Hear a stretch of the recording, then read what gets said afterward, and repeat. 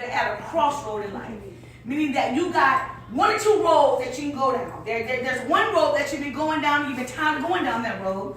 And there's another road you say, well, maybe I don't know, maybe it's too late in life for me, maybe I'm too old to do this, or maybe I'm too old to do that, or maybe it's too late in the day, or I don't have enough money to do this, or I don't have enough money to make my dream come to pass.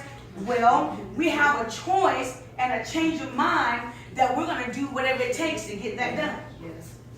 Now, I do want to bring a reference to a particular woman that is located in the Bible. Anybody know who Rahab was? Anybody heard of her in the Bible? Rahab? No? All right, I'm gonna break it all the way down for you. Now, I'm gonna use her as an example.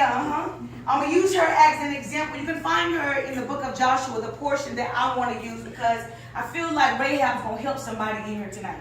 Yes, Lord. Now, Rahab in the Bible did not have a very good name. There was not a very good name at first pinned on Rahab. Matter of fact, they pinned the name of Rahab in the Bible as a prostitute. That's not a good name. That's not a good name. Some of us have things attached to our names that are not very, very good. It might not be prostitute, but it might be something else. Whatever that is, whatever you're not proud of. And so she lived in a city, and the city was called Jericho. And so this city was a city that walls, her house was built inside of a wall.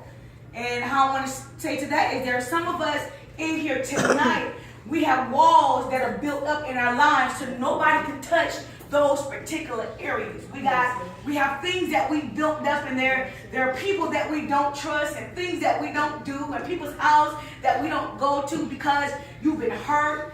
There's some things that probably could have happened to you in childhood that you don't quite understand why the way that you are the way that you are. And so she had this house, and it was built inside of a city wall.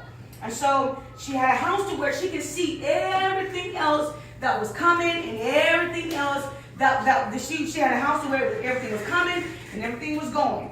And so she was also stated as an innkeeper.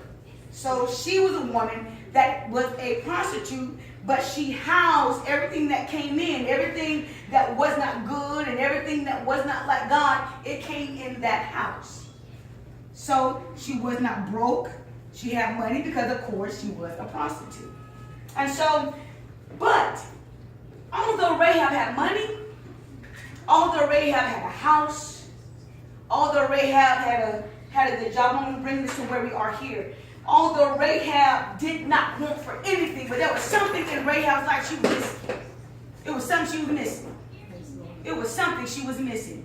We can have all the material things. We can work our fingers to the bone to make a good life for our families, for our children, for your grandchildren, for your nieces, for your nephews. You can have $1 trillion, but if your mind ain't stable, Jesus, and you're not going to have any peace with that. If you are not in a place to where you're happy with your life, money goes, money comes, people come, people goes, but your mind, if you were to ever lose your mind, that's the only thing that is hard to grab back, and you can't grab that back by yourself.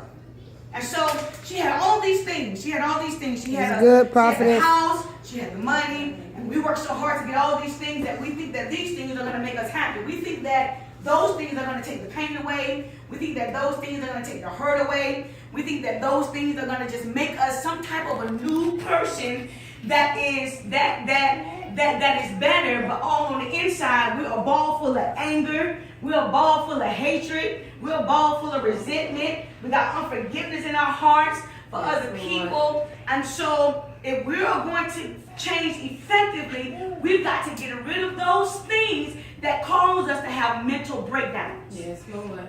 A mental breakdown. A mental breakdown can take place when all of a sudden one day, all these things don't make you happy anymore. A mental breakdown all of a sudden happens when it's taking too much time for me to achieve what I need to achieve the natural way. It's taking me all my life, and you look one day and you figure out, what is it that am I missing? What am I missing in my life? What am I missing in my life?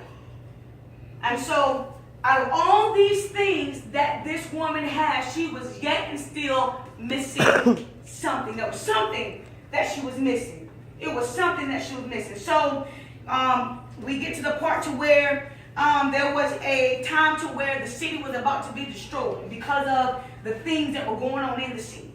The Lord decided that he was going to destroy the city because he didn't like what was going on in the city.